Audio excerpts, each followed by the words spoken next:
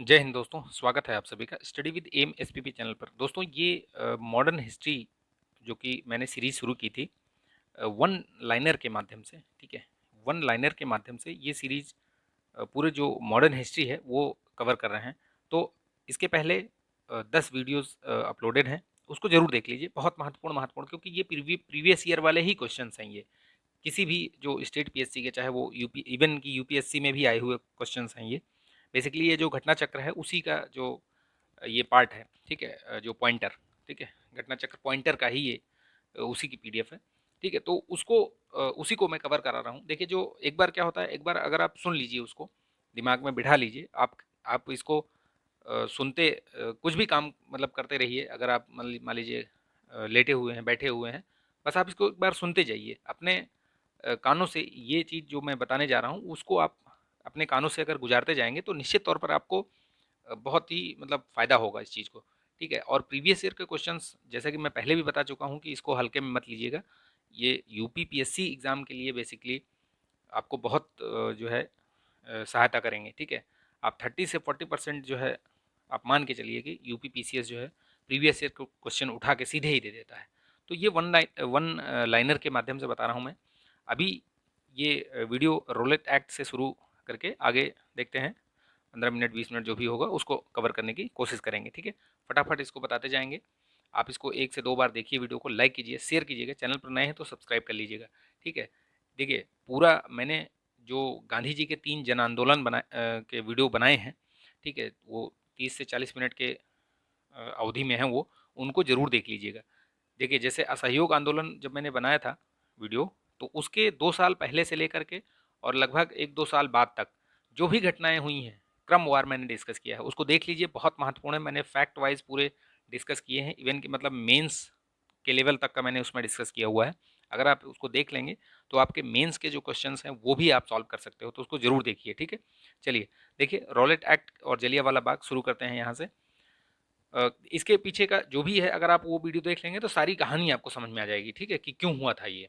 Basically roulette act कब आया था वो भी इसी में है, सारा सब कुछ है, ठीक है। तो बताते जाएंगे। भारतीय स्वतंत्रता संग्राम के दौरान रोलेट एक्ट ने जिस कारण से सार्वजनिक रोष उत्पन्न किया, क्या था वो, तो इसने क्या है, ये रोलेट एक्ट बेसिकली क्या था, ये नो वकील नो दलील नो अपील, इस अ, सिद्धांत पर काम करता था। तो इसलिए लोग इसका बहुत ही मतलब पुरजोर इसका विरोध कर रहे थे। इवन कि गांधी जी भी इसके विरोध में इन्होंने रोलेट रोलेट सत्याग्रह चलाया था। ये भी याद रखिएगा, पूछा गया है ये 1919 में, ठीक है। तो वो भी याद रखिएगा, उसकी डेट क्रोनोलॉजी में बहुत पूछता है ये यूपीपीसीएस।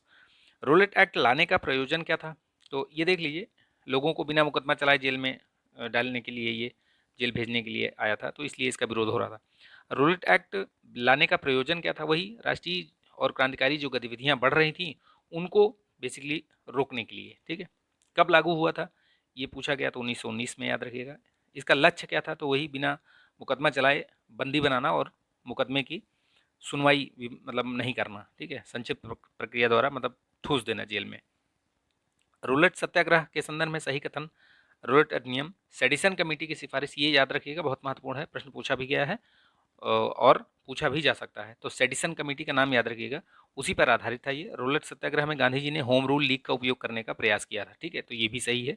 ये जो वाक्यांश लिखे हुए हैं ये सब सही है, ये रूलेट सत्याग्रह के बारे में, ठीक है।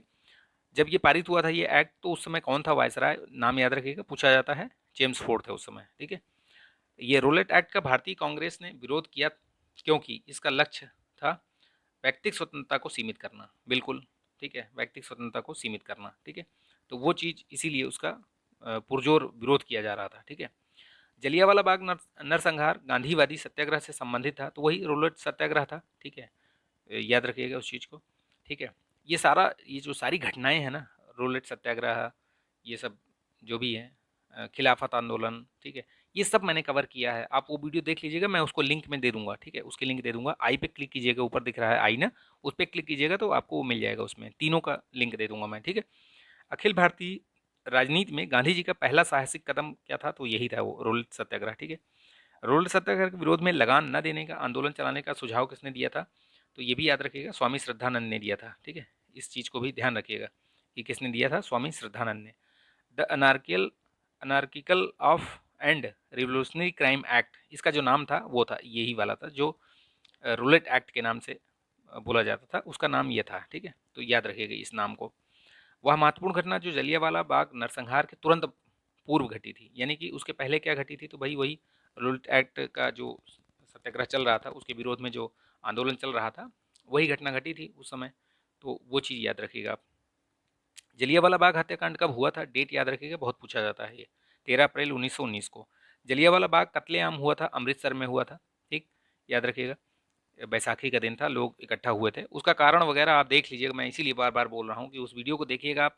कितने सारे फैक्ट्स मैंने क्लियर किए हैं उसमें, एक से दो बार देखिए आप, आपको पता चल जाएगा। एक बार देखिए ध्यान से उसको, वीडियो को। ठीक है, लाइक कीजिएगा, इसको भी लाइक कीजिएगा, उसको भी।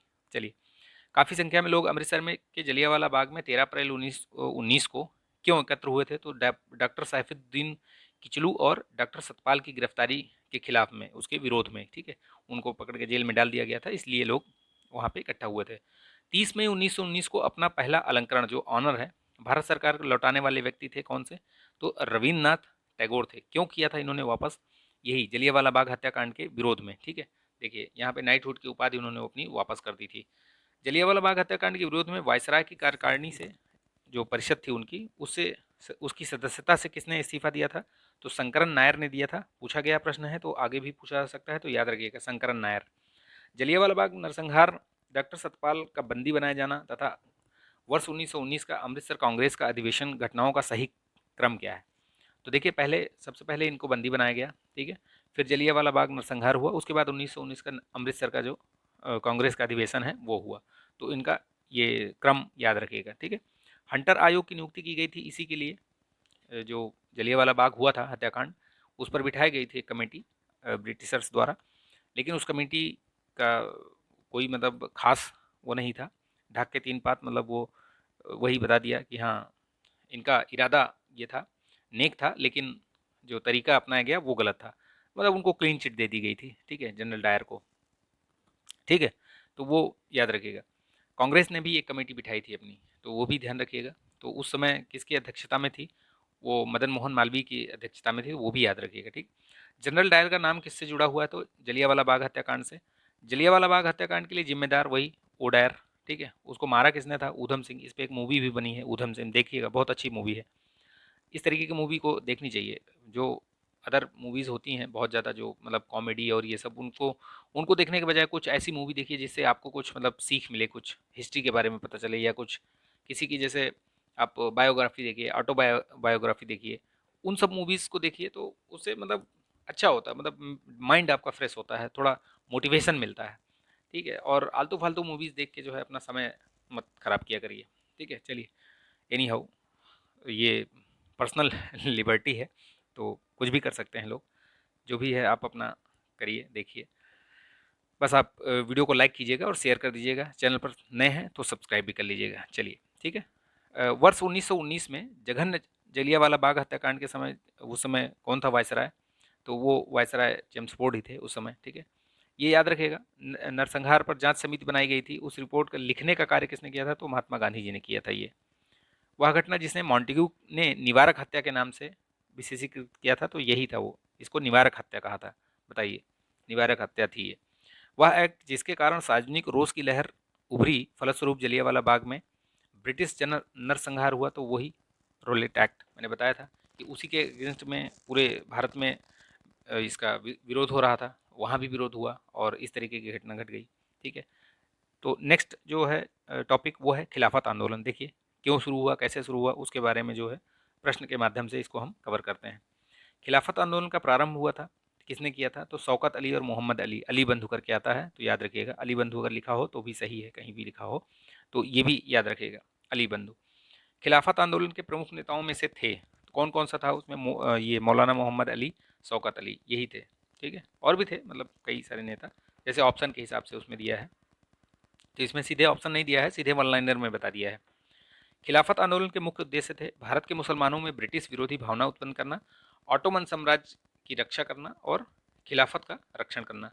क्योंकि तुर्की उस समय के हिसाब से, उस समय खलीफा जो है वो मुसलमानों का बहुत बड़ा वो था। ठीक है, वहीं पे खलीफा होते थे, तो उनकी खिलाफत ही ख़त्म करने के उस उद्देश्य से ब्रिटिशर्स ने जो संधि वगैरह की थी, इसकी सेब्रे की संधि, वो उस पर खरे मतलब नहीं उतरे, संधि को तोड़ दिया और जो भी है ऑटोमन साम्राज्य का विघटन कर दिया। तो ये सारी चीज़ें हुई, तो उसी के खिलाफ ये यहाँ पे जो भारत में भी जो मुस्लिम लोग थे, नेता लोग थे, उन्होंने वो खिलाफत आंदोलन उसको बचाने के लिए, मतलब उनके सपोर्ट में, तुर्की के सपोर्ट में ये काम, ये आंदोलन शुरू किया था। ठीक है। वर्ष 1919 में अखिल भारतीय खिलाफत सम्मेलन का अध्यक्ष किसे चुना गया था? तो सबसे पहले ये मतलब महात्मा गांधी जी ही थे। ठीक है, ये दिल्ली में हुआ था ये। महात्मा गांधी ने खिलाफत आंदोलन का समर्थन किया था। गांधी जी ने अंग्रेजों के खिलाफ अपने आंदोलन में भारी भारतीय मुसलमानों का सहयोग प्राप्त करना चाहा। बेसिकली क्या था कि जो खिलाफत आंदोलन का समर्थन इस वजह से भी किया कि हिंदू मुस्लिम एकता उसको दर्शाने के लिए, प्लस जो गांधी जी आंदोलन प्लान कर रहे थे, असहयोग आंदोलन, उसमें मुसलमानों की सहभागिता को बढ़ाने के लिए भी ये इन्होंने भी सपोर्ट किया। ठीक है। और हिंदू मुस्लिम एकता को बनाए रखने के लिए भी इस चीज़ को गांधी जी ने आगे प्रमोट किया। ठीक है। वह जिसने खिलाफत आंदोलन को हिंदुओं और मुसलमानों की एकता के एक ऐसे अवसर के रूप में देखा जो 100 वर्षों में फिर पुनः मतलब प्रस्तुत नहीं हो पाया, तो वही महात्मा गांधी जी ही थे। उस चीज़ को उन्होंने इस तरीके से देखा। खिलाफत आंदोलन के दौरान दौरान हाजिल उल मुल्क की पदवी किसने त्याग दी थी? तो ये हकीम अजमल खान ने। कई बार पूछा गया है ये प्रश्न। वह जिसने गांधी जी को सावधान किया था कि मुस्लिम धार्मिक नेताओं और उनके अनुयायियों के कट्टरपन को प्रोत्साहित न करें। तो मोहम्मद अली जिन्ना, ये पहले जो कुछ दिन मतलब ये सपोर्टर थे, कांग्रेस में ही थे ये भी, लेकिन इसी के बाद से ही ये धीरे धीरे इनका कटना शुरू हो जाता है और 1921 का एक अधिवेशन होता है। उस अधिवेशन के बाद जो है ये मोहम्मद अली जिन्ना फिर कांग्रेस से त्यागपत्र देकर ये अपना मुस्लिम लीग में चले जाते हैं। ठीक है, तो याद रखिएगा। ये भी प्रश्न पूछा गया है कि निम्नलिखित में से किसने जो खिलाफत आंदोलन है उसका विरोध किया था? तो ये याद रखिएगा, मोहम्मद अली जिन्ना का नाम याद रखिएगा। प्रश्न को घुमा के किसी तरीके से पूछा जाए, लेकिन आप उस चीज़ को ध्यान में रखेंगे, अगर आपका कॉन्सेप्ट थोड़ा सा क्लियर है तो ये चीज़ आपको आसानी से आप कर ले जाएंगे। मोहम्मद अली, शौकत अली, अबुल कलाम आज़ाद और M.A. जिन्ना में से महात्मा गांधी के खिलाफत आंदोलन में भागीदारी की भर्त्सना की थी? वही M.A. जिन्ना ने ही बोला था, जो चीज़ ऊपर बताई गई थी वही चीज़ बोला था। ठीक है। खिलाफत आंदोलन का परिणाम था हिंदू मुस्लिम मतभेदों में कमी आई। ठीक है। वह व्यक्ति जिसने 4 अप्रैल 1919 को दिल्ली में जामा मस्जिद में प्रवचन मंच से हिंदू मुस्लिम एकता पर भाषण दिया था? तो स्वामी श्रद्धानंद ने दिया था। ये याद रखिएगा, बहुत महत्वपूर्ण फैक्ट है।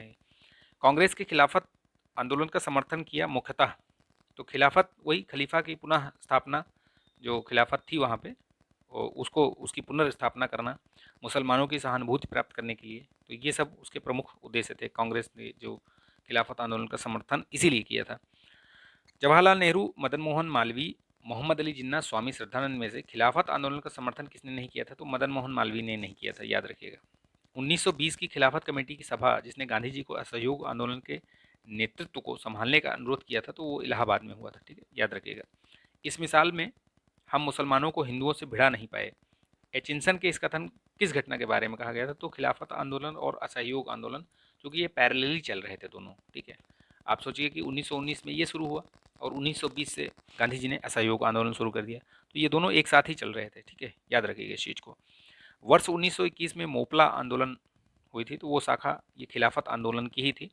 बेसिकली वो खिलाफत आंदोलन किस जो थी उसके बारे में कुछ बहुत सारे कंट्रोवर्सी भी हैं। ठीक है, तो चलिए उसको हम किसी दूसरे वीडियो में शुरू करेंगे। ठीक है, ये असहयोग आंदोलन यहाँ से शुरू होता है। ठीक है, असहयोग आंदोलन ये भी काफ़ी बड़ा है। ठीक है, मैंने वैसे तो इसमें बहुत जो एक वीडियो जो बनाया है जन आंदोलन वाला, ठीक है, प्री कम मेंस, मेंस कम प्री वाला, उसको देख लेंगे तो आपको असहयोग आंदोलन से कोई भी प्रश्न आएगा, चाहे प्री लेवल का हो, किसी भी स्टेट का हो, किसी भी एग्ज़ाम का हो, कोई भी फैक्ट आपसे छूटेगा नहीं। अगर आप उसको देख लेते हैं, उसकी लिंक मैं दे दूंगा। ठीक है, तो ये वीडियो बहुत बड़ा ना हो जाए, तो इसलिए इसको यहीं तक रखते हैं। असहयोग आंदोलन से आगे बनाएंगे इसको, आगे आपको बताएंगे, इसमें अच्छे से बढ़िया से इसको बताएंगे। बहुत सारे फैक्ट्स आप उसको देख लेंगे तो इसमें आपको वो आपका रिवीजन हो जाएगा। ठीक है, तो आई होप कि ये वीडियो आपको पसंद आया होगा। तो पसंद आया तो प्लीज़ लाइक कर दीजिए, शेयर कर दीजिए। कंजूसी ठीक नहीं है, लाइक बनता है, कर दीजिए लाइक। ठीक है, चलिए मिलेंगे नेक्स्ट वीडियो में, तब तक के लिए अपना ध्यान रखिए, स्वस्थ रहिए, मस्त रहिए, बिंदास रहिए। जय हिंद।